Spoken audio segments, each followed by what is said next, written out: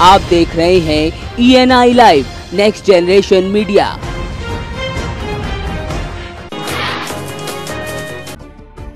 पर्यटन और कल्याण मंत्री रीता बहुगुणा जोशी ताजनगरी आगरा पहुंची। यहां उन्होंने आगरा के विकास कार्यों को जायजा लिया। इनमें प्रमुख तौर से समाजवादी सरकार की वो योजनाएं रहीं जिन्हें अखिलेश यादव ने आगरा में पर्यटन को बढ़ावा देने और सौंदर्यीकरण के लिए शुरू किया था। रीता बहुगुणा जोशी ने जिला महिला अस्पताल का भी निरीक्षण किया और अपनी सरकार की प्राथमिकताओं को गिनाया। मेरी बात हुई है लोगों से और मुझे लगता है कि थोड़ा सा जो मरीज़ हैं उनकी देखभाल खानगी बेहतर होनी चाहिए। दवाइयाँ का मुझे नहीं मालूम कि किस तरह मिल पा रही है कि नहीं, भाई मैं लूँगी, बात करूँगी। SNCU में मैं गई थी जो न्यूबॉर्न बच्चों के लिए बनाया गया है, नए बच्चों के लिए। उसमें बेड ज़्यादा हैं पर आधा खाली हैं, आधे क्रेडल खाली हैं, तो सुविधाओं को और चुस्त दुरुस्त करने की आवश्यकता है। ऊर्जा मंत्री श्रीकांत शर्मा आगरा पहुंचे। या उन्होंने दक्षिणांचल विभाग में विद्युत अधिकारियों के साथ समीक्षा बैठक की। बंद कमरे में करीब 1 घंटे तक समीक्षा बैठक चली। इस दौरान श्रीकांत शर्मा ने कहा कि चुनाव के दौरान जो वायदे किए गए थे उन्हें पूरा किया जा रहा है। उन्होंने कहा कि किसानों का कर्ज माफ किया जा रहा है। साथ ही आगरा को 24 घंटे बिजली देने की बात उन्होंने कही। और एक रोस्टर हमारी सरकार ने लागू किया जिसका जिक्र मैंने आपके सम्मुख किया है। वह रोस्टर का अनुपालन ठीक से हो। 24 घंटे बिजली जिला मुख्यालय को मिले, 20 घंटे बिजली बुंदेलखंड को तहसील को मिले, 18 घंटे गांव को मिले। आज मैंने अपने अधिकारियों के साथ ये सुनिश्चित किया है और मुझे लगता है कि अगर कहीं कोई टेक्निकल फॉल्ट नहीं होता है, कहीं कोई आपदा नहीं आती है, तो 24 घंटे बिजली आज से ही आगरा के लोगों को।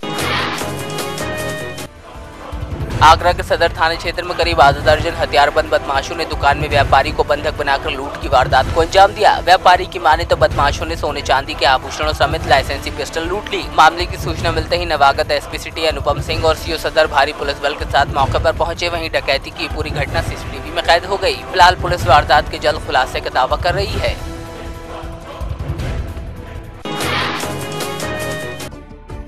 प्रदेश की कानून व्यवस्था पर सवाल उठाकर सत्ता में काबिज हुई बीजेपी सरकार के शासन में भी पुलिस के रवैये में कोई सुधार नहीं आया है। कुशीनगर के तुर्कपट्टी थाना क्षेत्र के मठिया गांव में जमीनी विवाद सुलझाने गई पुलिस पर महिला को भद्दी गालियां देने और थप्पड़ मारने का आरोप लगा है। पुलिस की इस हरकत के बाद महिला बेहोश होकर गिर पड़ी और कुछ देर बाद उसकी मौत हो गई। वहीं अब अपर पुलिस अधीक्षक ने कहा है कि पोस्टमार्टम रिपोर्ट आने के बाद दोषी पाए जाने वाले पुलिसकर्मियों पर कार्रवाई की जाएगी।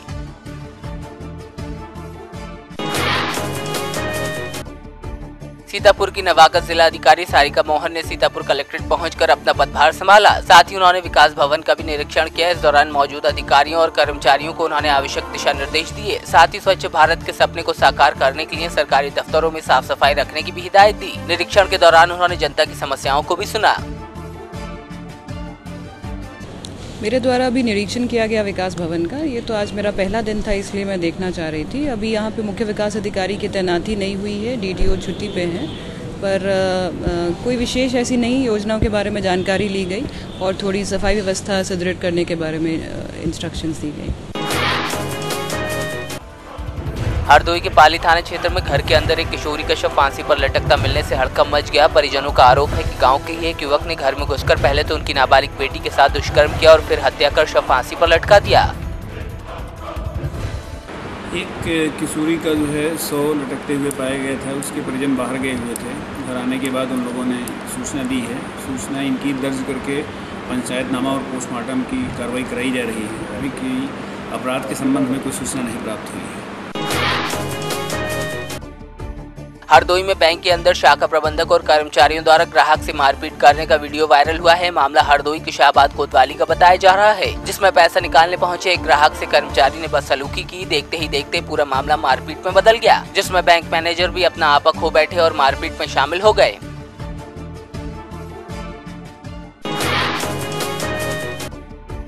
बांदा में पुलिस ने अंतर्राज्यीय विदेशी हथियार तस्करों को दबोच लिया। पुलिस के हत्या गिरोह के 3 सदस्य चढ़े हैं। आरोपियों के पास से पुलिस ने एक चाइना और 2 US मेड पिस्टल बरामद किए हैं। पुलिस के मुताबिक आरोपी लंबे समय से मध्य प्रदेश के बुरहानपुर से अवैध हथियार लाकर बांदा और महोबा समेत फतेहपुर में सप्लाई किया करते थे।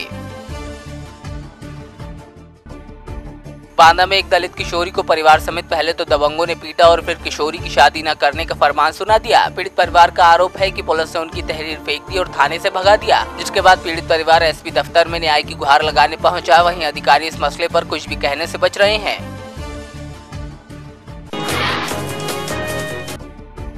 कन्नौज में नवागत तेज तर्रार पुलिस अधीक्षक हरिश्चंद्र ने अपना पदभार संभाला। साथ ही उन्होंने फरियादियों की समस्याओं को भी सुना। उसके बाद मीडिया से मुखातिब हुए। जिले में कानून व्यवस्था बनाए रखना उन्होंने अपनी प्राथमिकताओं में बताया। हमारा प्राथमिक उद्देश्य यही है कि सभी को जो है वो सुगमता से जो उनकी समस्याएं हैं उनका समाधान कराया जाए और जितने आदेश निर्देश माननीय मुख्यमंत्री जी और पुलिस महानिदेशक के स्तर से आए हैं उन सब का पालन कराया जाए। जितने स्क्वाड्स बने हैं, एंटी रोमियो स्क्वाड्स है और जो भूमि को कब्जा करने को लेकर के भी जो शासन के आदेश निर्देश आए हैं उनका भी जो है उनकी समीक्षा की जाए, उसके आधार पर कार्रवाई कराई जाए। मैं सभी से बस इतना आग्रह करूंगा कि पुलिस की मदद लें, पुलिस के पास आएँ, हमारे पास आएँ और किसी तरह की कोई शिकायत हो तो ज़रूर करें, बेहिचक करें, हम लोग पूरी मदद करेंगे। हमीरपुर में शराब की दुकान बंद कराने को लेकर सैकड़ों महिलाओं ने जमकर हंगामा काटा। महिलाओं ने देसी शराब की दुकान में घुसकर जमकर तोड़फोड़ की। बस्ती के बीचों बीच शराब की दुकान खोले जाने से महिलाएं नाराज हैं। महिलाओं का कहना है कि वो किसी भी हालत में बस्ती में शराब की दुकान नहीं खोलने देना चाहती थी।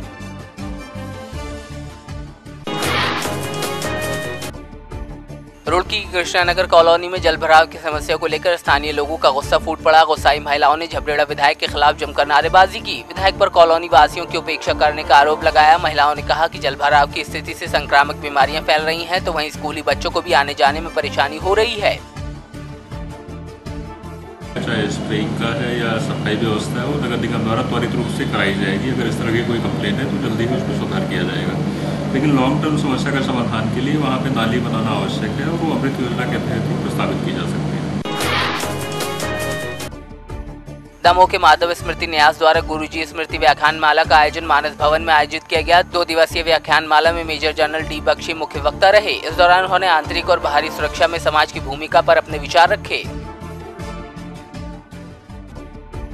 प्रदेश को लगातार 5वीं बार किसानों की मेहनत से कृषि कर्मण पुरस्कार मिला। तो वहीं दमोह की कृषि उपज मंडी परिसर में जनपद पंचायत स्तरीय संगोष्ठी को संबोधित करते हुए वाणिज्यिक मंत्री जयंत कुमार मलैया ने कहा कि जब से भाजपा सरकार सत्ता में आई है कृषि उत्पादन लगातार बढ़ रहा है। उन्होंने दावा किया कि इस साल सर्वाधिक गेहूं प्रदेश में ही पैदा हुआ है, जिसके लिए किसान बधाई के पात्र हैं।